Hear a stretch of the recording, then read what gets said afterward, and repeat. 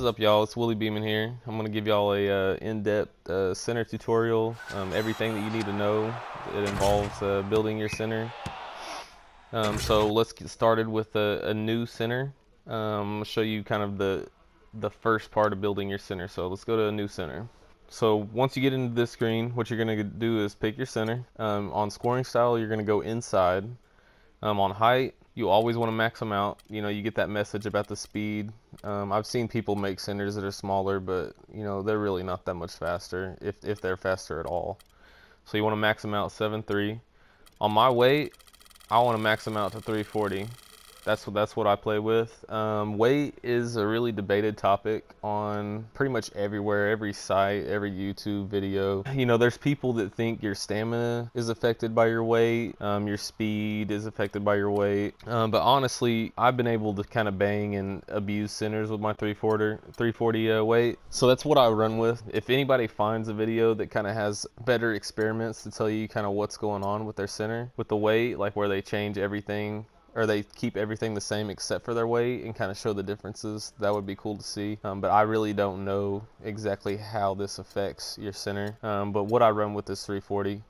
Numbers up to you, high school's up to you, it doesn't matter. Handedness, I always run left-handed, but this really is kind of a preference deal. Dominant dunk hand, you always want to do either. If you pick left or right, whenever you go in for dunks, he'll choose that hand if you don't use the right stick. Either right or left, so you kind of want to just do either, and then the computer kind of picks the preferred dunk or the best dunk in the situation. Wingspan, you always want to max this out. Body length, you always want to max that out as well. Shoulder width, you always want to max that out as well. And then subtitles, I turn those on just because I don't really play with sound very often. So that's just kind of your basics. So whenever you advance into this, it'll create you a new center. And you'll kind of go through your high school and all that kind of stuff. So I'm going to back out and load up my center to give you a little bit more information. Okay, so now we're in my career, so I'm going to show you my attributes. This is kind of something you might not have enough VC for, attribute upgrades for, but I'm going to kind of tell you, you know, how you start out and kind of what's build up. So as we go in here, you're going to see all of my attributes. So whenever you first start out with your center, what you're gonna put up first, in my opinion, is your rebounder and your athlete. You want to max both of those out. And then always I go to defender next, and then inside scorer. And then these two, jump shooter and playmaker, I've kind of been doing a lot of research on both of these. I've been thinking about making another center just to see what maxing out your playmaker would do as well. But in my opinion, it's a little bit better if you put up your jump shooter. If you play like I do, which I don't do a lot of playmaking. I don't really need the playmaking. I can still make a lot of passes with my playmaking all the way down. I do turn the ball over on some stupid passes every once in a while, but usually it's whenever I try to throw the ball all the way up court, which it's, even if you put your playmaking up, you're gonna do that as well. So it's not the worst thing in the world. There are people that maxed out their playmaking and they really say that that's the best thing to do. And honestly, if you max out, you know, this or that, you're going to be a good center. These four categories are going to be your main ones you use like 99% of the time anyway. So if you max out your playmaker, you're going to be able to make more passes and maybe not get stripped as often, but you're still going to get stripped. Playmaking only goes up, I think your ball control only goes up to maybe like 60 or something like that if you max it out. So it's not like you're going to be breaking people's ankles. And I'll show you kind of how I play with no playmaker. And the jump shooter makes it where I can make jump shots. Obviously, I don't have it maxed out yet, but even with just kind of 13 bars, I think is what I got here, I can still make jump shots now, as long as I'm kind of open in the mid-range. You know, I can't go out to the three-point line and make three-point shots with my inside scoring style, but it definitely gives me a better chance of making shots. And also, this jump shooter attribute affects your inside, your close shots. So if you end up kind of putting up a shot that's real close or anything like that, or like a a hook shot, or a kind of a layup shot, this will kind of affect it as well, in certain circumstances. So jump shooters are just gonna make it where just a boss whenever it comes to scoring the ball, which is kind of what I want to be. I want to be a scoring center. All right, so next I'm going to go into NBA animations, kind of show you guys what I got going on. So jump shot is a preference still. Aldridge is a really good shot. I've never really liked it. It's super quick, but a lot of people use it. There's a lot of good shots, but as an inside center, this category really doesn't matter. I used Rudy Gay in the past. That used to be my 2K15 kind of go-to shot. John Wall's supposed to be a real good shot. Let's see. And the shot that I use primarily is going to be release 22. The shot's really good in the park. Also in Pro-Am. It's not the best three-point shot, but at mid-range it's super money. Also I use release 27. I'm using it right now. I kind of like the look of it. Release timing, always go quick. Normal's a good selection as well, but quick is something you need to get used to. If you're going to play with any kind of guard, you might as well just use quick with all of your players.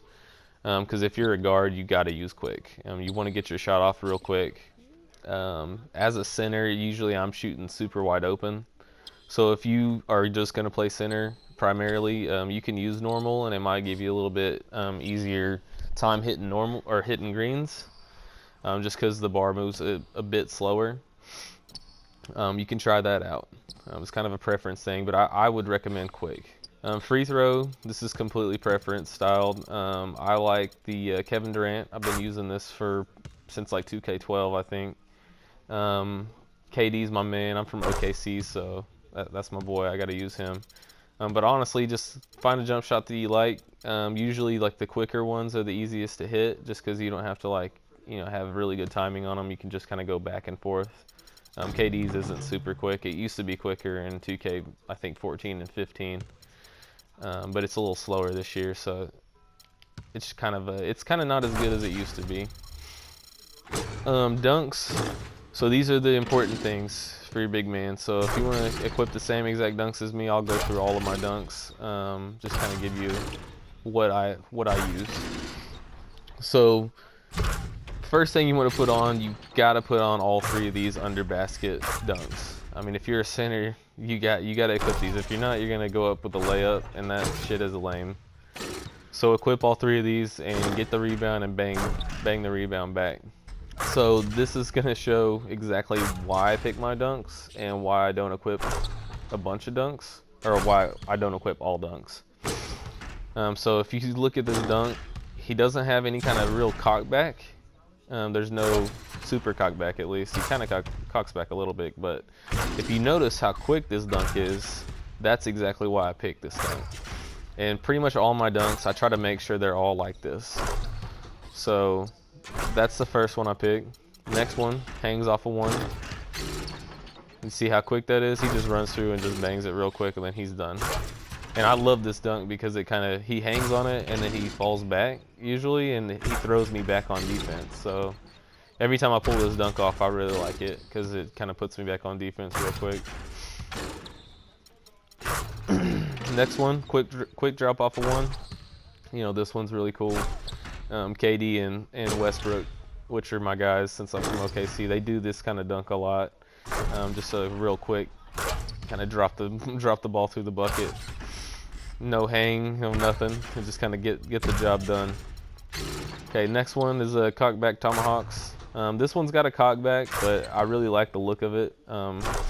It's kind of my flashy dunk, I guess, or my flashy dunk that's not super flashy. So next we're gonna go way down here. So baseline, you want to pick at least one baseline dunk. You can pick multiple ones, but honestly 2K will just pick one for you whenever you do it. So I always like to pick just one, and that way whenever I do a baseline dunk, it always does that baseline dunk. Switcheroos is really cool. It's another one of my flashy dunks. If you pull it off, it's really fun. Big man windmill. This one's really cool too. It's really hard to pull off. It's usually a posterizer type of dunk. I don't do it very often, just because it doesn't really pick the animation very often. Athletic windmills. This one's a two-hander type of style. And this one right here is kind of one that I do a lot on my post moves. Whenever I get a post spin, he'll do this dunk, and it's almost unblockable. So it's a really good one to have on. I would definitely recommend this one. So athletic 360s, always got to pick the 360s so you can kind of do that whenever you get a little bit of some space. The cradle dunks, they're really cool. I don't know what it is about the cradle dunks, but it seems like the point guards and things like that always do the cradle dunks a lot more than I do. Maybe it's just kind of a deal with 2K, but I almost never pull this dunk off, or it doesn't ever pick this animation for me. And that's all my dunks. Some of these you can switch off. Some of the big windmills, those are more just kind of my preference. I like the look of windmill dunks. But just kind of look for dunks, and I like to experiment a lot with my dunks. So I'll take one off and then I'll put one on, or I'll take a bunch of them off and only run with a few dunks just to kind of see what happens. So dunks are something that you really want to get your preference with. You can run with mine too. I've really found this kind of combination is really nice. I don't really get blocked on a lot of dunks, but that just might be, you know, my basketball IQ nowadays. So layup package, for some reason they don't give you like any kind of layup packages in this game. As a big man, they lock everything on you. So I use Blake Griffin. I don't do very many layups, so this almost never happens. But you know, it's kind of, I don't know. It's weird. They don't give you like kind of anything. So I'm probably gonna switch to big, just kind of see what happens whenever I do that. So all this stuff, the pregame, the rest of that is all just kind of my career stuff. So it's just kind of style things. Okay, so next we're gonna go to signature styles. Kind of show you all my styles. So contested, I just use normal. Actually, I'm gonna switch over to Dirk because this contested shot really doesn't matter. A lot of people call me Dirk in the park, so I kind of try to run with I'm gonna try to switch and run with this. Dribble pull up, I just use the first one just because I don't really do a dribble pull up with my big man. Spin jumper, gotta use my Dirk shot. You know, that's just my style. Honestly, if you pick a spin jumper and you just get it down, that's really all you need to do. Hop step, I really like this one. I don't just run it just because it's the first one, because I actually do this move. This one kind of creates a lot of space. A lot of them kind of do the same thing, so you're gonna get a lot of space regardless of which one you pick. But I really like the feel of this one. I've been using it for a while now. So okay, so post fade, obviously I'm gonna be Dirk, but this one's gonna be a very big preference thing. So really you can pick a lot of these, but as long as you just practice it and practice it and practice it, you're gonna lock it down. And I use this move a lot in the park, so I'll show you it later in the video, kind of how I use it. Post hook, I use hook 5. I've kind of ran through a bunch of these, but I don't do a lot of post hooks just because there's no shot meter whenever you do a post hook, so it's like 2K's randomization on whether you make it. I don't like that. I like to be in control of whether I make the shot, so whenever I throw up a hook, I hate it. Post hop shot, I use post hop shot 10. This one's got quite a bit of a space creation with it, and I just like the style. So a lot of these are really cool. I would just pick one. Make sure you like kind of watch the animation. Make sure he hops quite a bit of ways away from the basket or away from your matchup. Shimmy shot. So I don't do a lot of this. I've been trying to work this in my game. Another one of my buddies get this work. He kind of, I've seen him use this in the park a little bit, and it looks real cool. So I need to kind of work this in my game, but I don't use it a lot. So I use shot 2. Protect shot is just kind of a preference still. Dribble posture, you never want to use upright. You want to either use default or low. Since I'm using my big man, I just kind of roll with default. With my point guard, I use low. ISO crossover, I use 18, I think, which it's got a nice little hesitation whenever you're running up court. I don't do a lot of crossovers with it as well, though. Behind the back is a really important one. This is one I use a lot. So behind the back 7 is what I use, and this is something I use whenever I get a rebound and I'm bringing the ball up court a little bit. If I see somebody kind of trying to cut me off or trying to run in front of me to try to steal the ball, I'll just flick the stick, do it behind the back, and make them look stupid. ISO spin, I would choose, I think it's 6. 6 is the spin that everybody uses. I don't use a spin with my big man just because I have no playmaking. So if anybody's anywhere near me, I pretty much lose the ball whenever I do a spin move like this. But 6 is the one you want to use if you're gonna apply a spin move to your big guy. It's real quick. ISO hesitation. If you don't know about hesitation 3, you don't know about 2K. So if I'm letting you know this for the first time, put this on, and this is going to be the move you see everybody do. So signature size up, I use none on my big man, just because I don't want to use the size up. They're a waste of time for me to use the size up. It's not going to break anybody's ankles, and I'm not going to make anybody look stupid or get by anybody. I think I put Jamal Crawford on my inside out just to mess around with and try to get my badge, but I'm gonna switch that to none.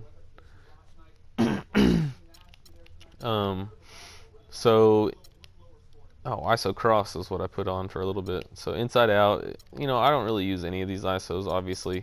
Actually, I do use the escape one. I'm just kidding. This one's just for show, though. Whenever we're beating somebody real bad, I'll use this Kobe Bryant escape, which it just looks really cool. If you don't know how to use the size ups, you just, whenever you're standing still, hold R2, and then the right stick and all 4 directions are the way you do the inside out is going to be towards your off ball, or towards your ball hand. The ISO cross is going to be towards your off ball hand. Escape's going to be pressing back, and then your normal size up is going to be pressing forward. So mannerisms, those are just kind of random. Alright, so that's the signature styles. Alright, so next are going to be my park animations. This is going to be a real quick section here. So flashy passes, I have no playmaker, so I can't even do a flashy pass. If you have no playmaker on your big man, don't even try it. I've tried dozens of times to do a flashy pass, and every time he just throws it away. So even with me being an Old Town Flyer and having the flashy pass bonus, which this year is super nerfed. Last year I used to be able to throw flashy passes like literally every pass and it be on point. So this year they pretty much made it where being a Flyer is just retarded. That's why nobody's a Flyer anymore.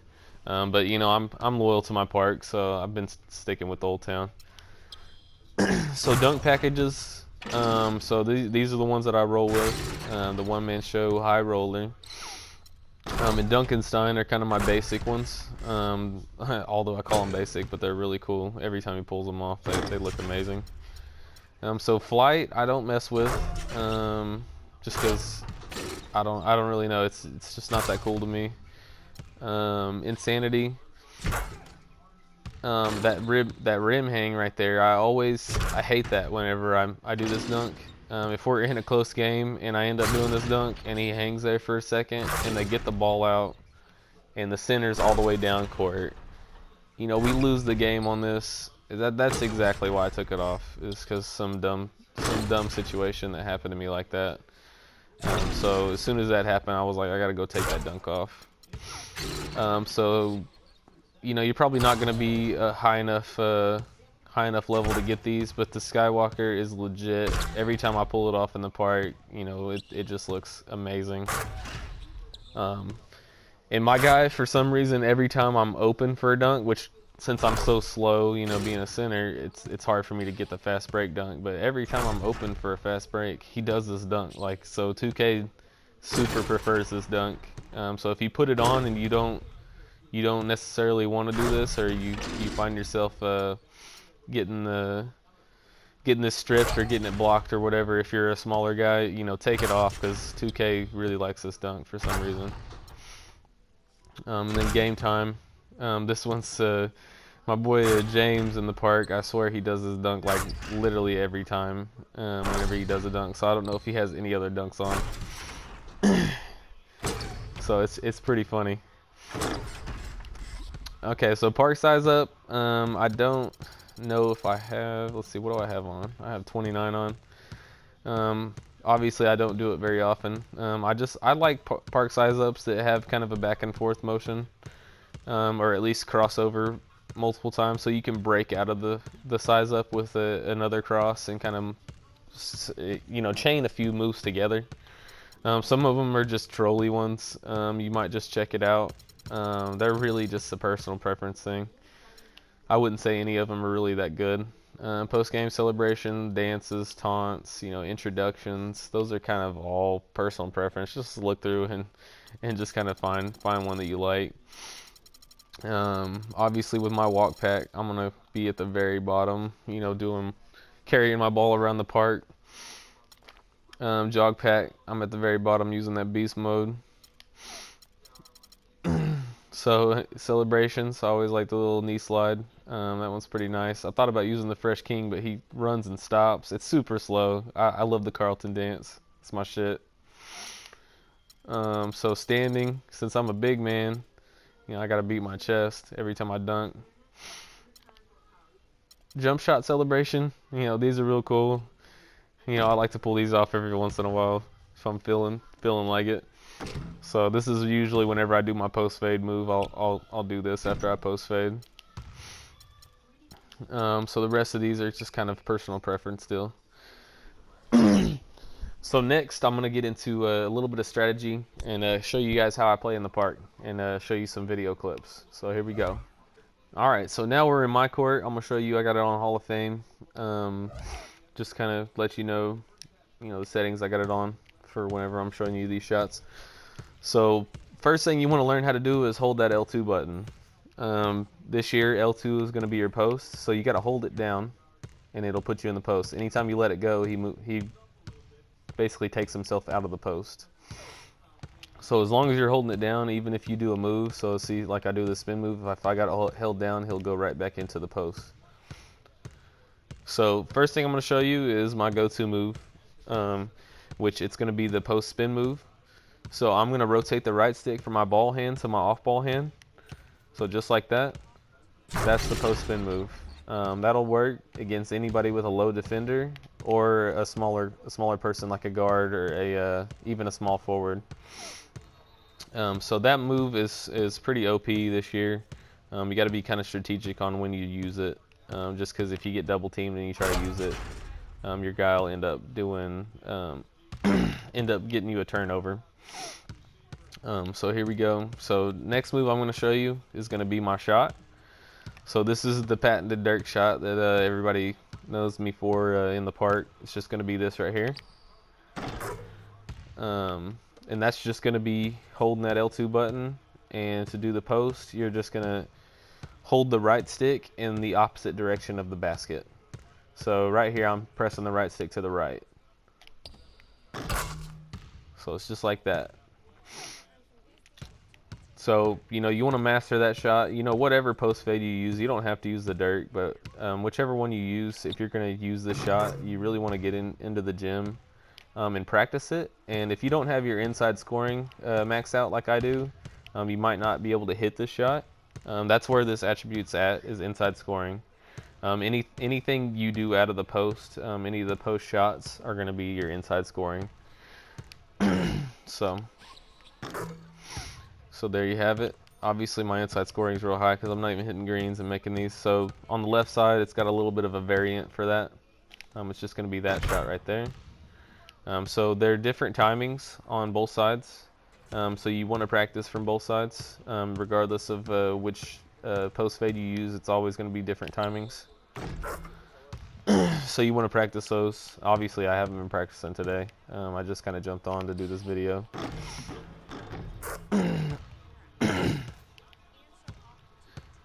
So next, I'm going to show you, after you get that shot down and you pull it off in the park, I would say don't do this move unless you've hit a few fades in the game, or if a guy's, you know, jumping real hard on you. So this is going to be your patented up and under. So the up and under is a little bit complicated. I've been trying to practice it a bit. And so what you're going to do is you're going to do just like you're doing a post fade, but you're not going to hold the stick. You're going to let it go, just kind of like you're doing a pump fake. So you want to go up like that before you do the up and under. So that's step one. So you want to make sure you get that part down and don't shoot the ball. So I'm gonna show you right here. So this is what you're gonna do. So after you get that fake shot down, the next thing you're gonna do is you're gonna wait about 1 second after you do that, and then you're gonna want to press your left stick towards the basket and then the right stick towards the basket. So up like that. Oh crap! With nobody guarding me, he doesn't really do it. So it's kind of hard to show off. So up like that, and then he goes in like that. If you do it too quick, the guy that's jumped already, for some reason 2K wants to give people blocks with their knees and their chests and, you know, their feet, just all kinds of random crap. Apparently 2K's hit detection whenever somebody presses triangle to block a shot is just all over the place, even though you can't get a steal with your body, or you can't most of the time with your body. So I don't really get that, but it's just like that. And this is a really good move to just to kind of get the guy jumping, and usually people will crash, and you can hit a wide open guy on this.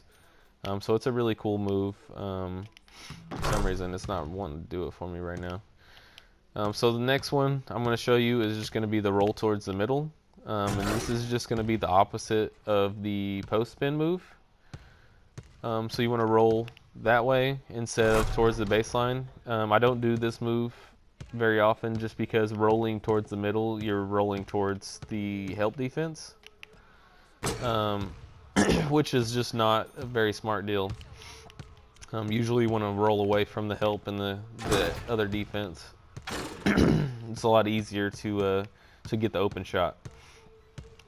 Okay, so next I'll show you a little bit of an advanced move, which I don't do this in the park very often. Only time I do it is really whenever I just want to show off, just because the timing on it is really difficult.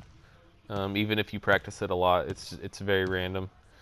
I've found that, you know, there's, you know, very slight things with this bar can really screw you up, especially whenever you're playing on a Hall of Fame or Superstar.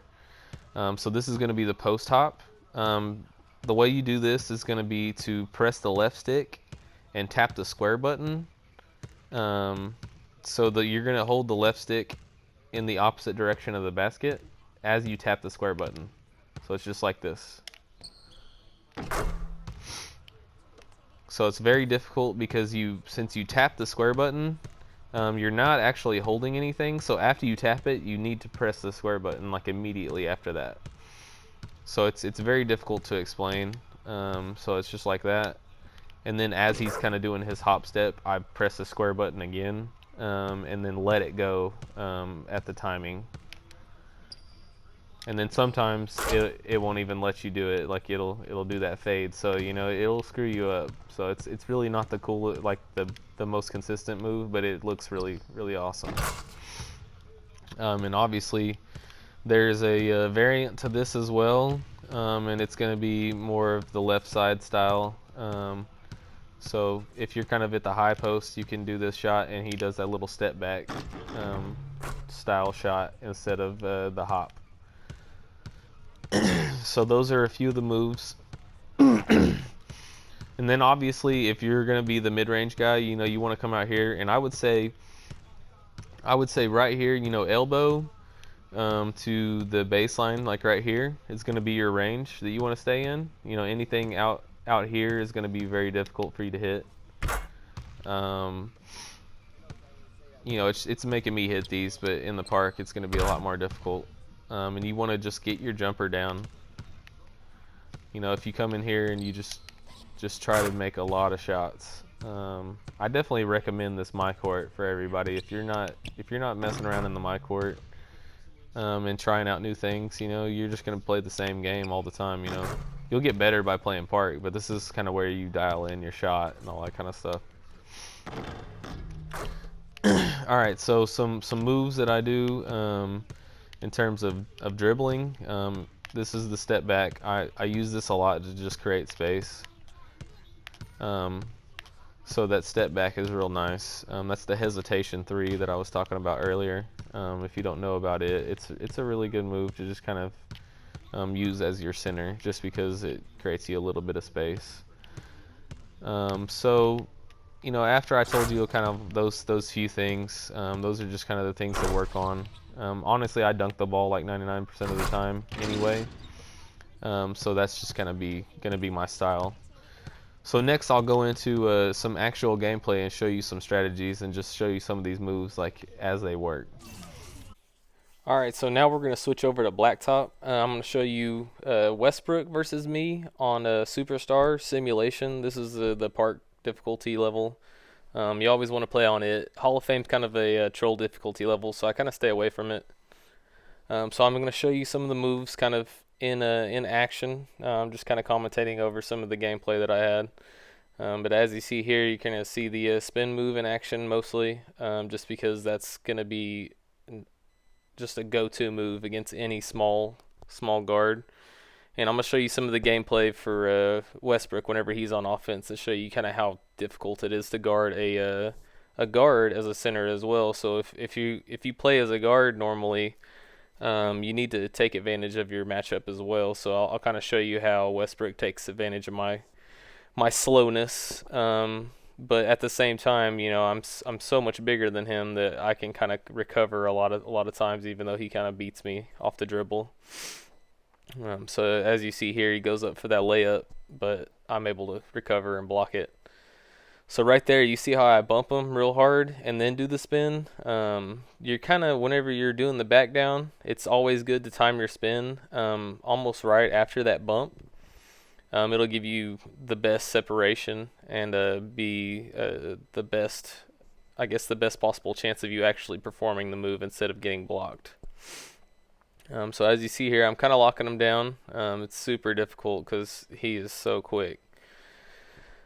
And the reason why I picked Westbrook as well is because of his defensive attributes. He's one of the best defending point guards in the game. So I'm kind of showing you it doesn't really matter how good the defender is in the park. You should be able to just dominate against anyone that's small that actually has to play against you. So if you get anybody in the park or any team in the park that has a bunch of guards on their team, I mean, you guys should just kill them unless they hit a bunch of three-point shots.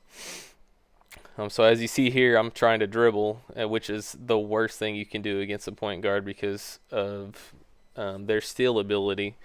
So he just rips me, and then he makes that mid-range. But right here, he even played great defense on that post move, but he's just so small and so weak in the post that I'm able to just dominate him. So you're seeing a lot of blocks. He's trying to force a bunch of shots on me.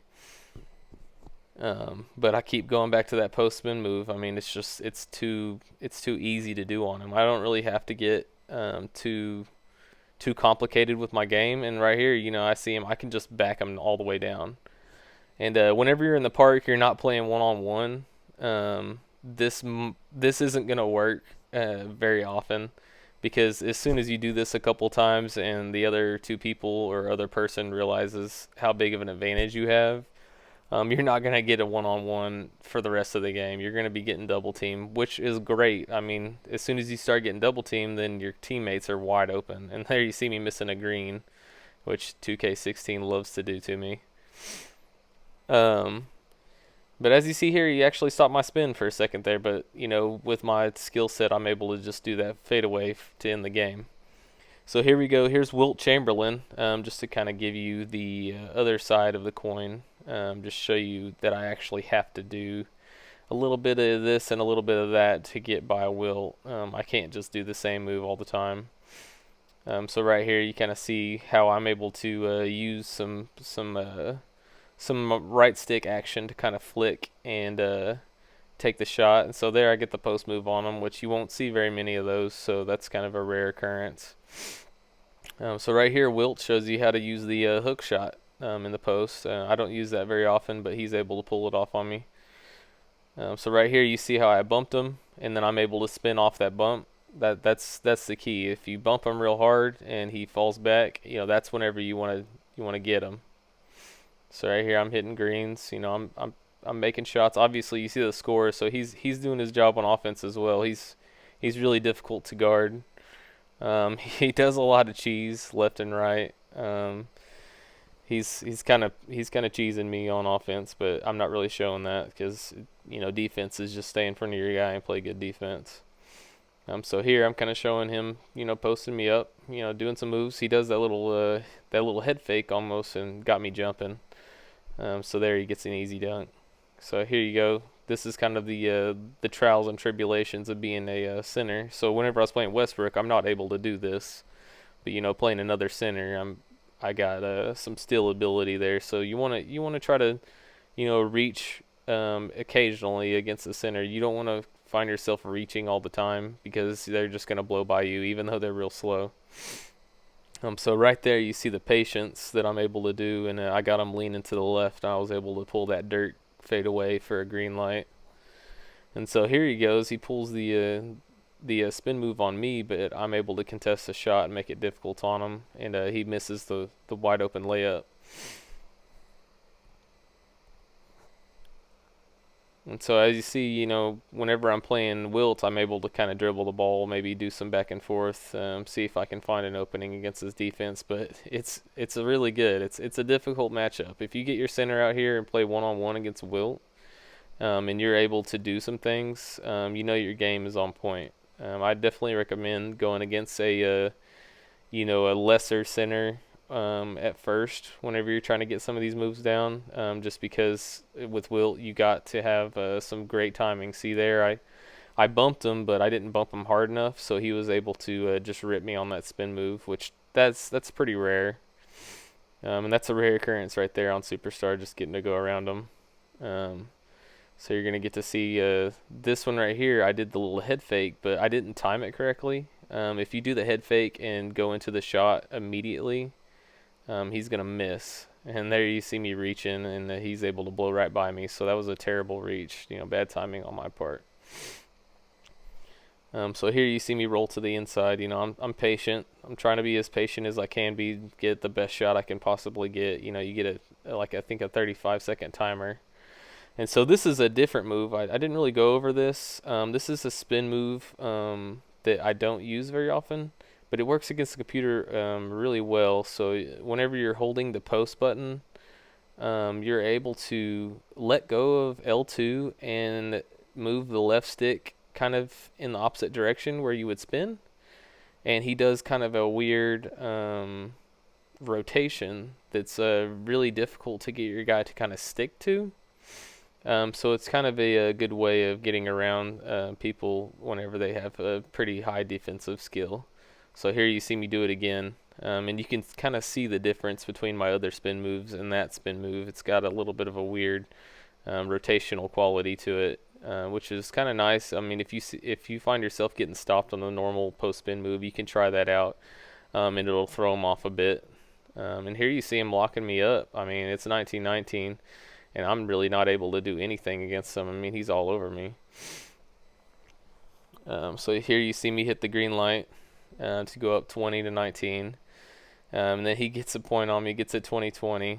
And here you'll see me kind of choke it off a bit with this nice little traveling. So if you pay attention to my foot here on this replay, so my left foot is my pivot, and look at me, I just step with it like an idiot. So 2K's over here making me travel instead of going up for the dunk.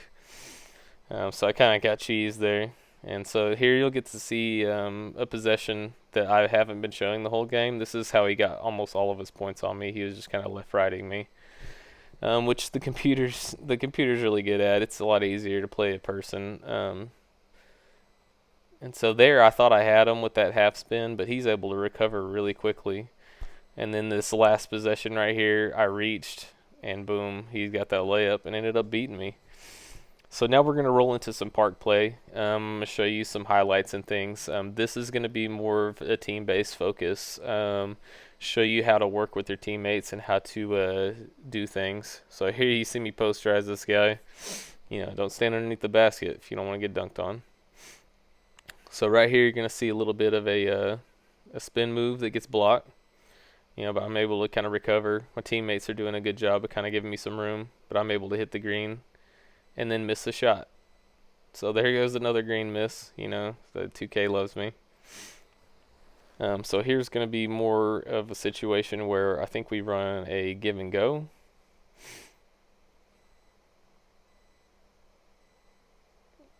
Or no, this is a little bit more of a situation where you kind of use a screen to try to help your guys get open. That's not the best possession in the world, but I try to set a pick for my guy. So this is going to show how you rotate underneath a defender.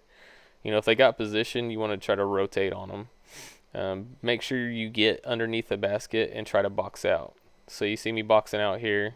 I'm able to box out the big man, so the little guy James is able to get the rebound. And whenever you get them boxed out and they go for the rebound, always run out, because you never know that the guy might be kind of sleeping. So this is kind of just showing just some kind of varied gameplay. So there's the little screen and roll.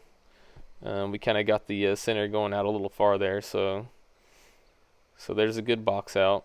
You always want to try to box out. So I'm going to run the fast break here. I'm going to try to get the post up on them, just get everything set up, and see if they double team me, and they don't. So I'm going to put up the shot. I end up missing. That's kind of me forcing the shot there. So here, I'm setting the screen. The guy had to run around me to try to cover James, and ended up making the shot. So I'm trying to vary my gameplay. I don't want to be underneath the goal the whole time. That's just not how you play it. So I get the rebound here, and I just kind of run up the court, and that puts a lot of pressure on the one defender that's there. So if you get the rebound as a center, and you're able to leave the other center behind, take the ball up court. There we get really good screen there, but Kush kind of rolls in a little bit too far. I should have stood back on the 3-point line. We had a wide open shot, but that kind of shows you a little bit of how you can put some pressure on the defense by screening and moving a lot more on offense rather than just kind of standing under the goal. So this is going to be twos gameplay. So this is just kind of a little bit of random twos. Kind of show you how to abuse a matchup discrepancy whenever you're on the twos. If you got your center out. If you're playing against another center, obviously you can play just like I played against Wilt. Nobody's going to be as good as a Wilt out here in the park, especially defensively. The computer's stupid good defensively, so playing the computer one-on-one is a very good matchup. And so here I'm kind of showing this gameplay as well to show you guys, if you're a smaller guy, kind of how to defend against the centers as well. This guy's doing a decent job against me. Whenever he's in the post, he's letting me get down almost underneath the basket, and that way I'm not able to do my fade shot, which is kind of throwing me off here. But now we're kind of starting to run our game a little bit more of the two-man game. So here you kind of see the different variances of us running that roll. That time the guy in the pink actually played a really good defense. He didn't roll too hard underneath or too far over the top whenever we did the handoff. And here you see me just kind of abusing that guy. They can't double team on twos, so I love twos because there you go, you get a double team, kick out, wide open shot, and I'm able to get the rebound. And there you see the rebound. Whenever you get a rebound, you always want to pay attention to where the defender's at. And you want to either dribble away from the defender or, kind of to the side of the defender, just to make sure that you're not going to turn the ball over due to some stupid reach or something like that. So you always want to try to go away from them, especially if you have your playmaker all the way down like I do. So here goes some more threes gameplay. This is going to be in Rivet. There you go. You see this guy's a center. He doesn't come out and guard me, so I'm going to hit that fadeaway shot just because that's money. And here you see the point guard make a terrible mistake of going against 3 people in the paint. I don't know what he was thinking there.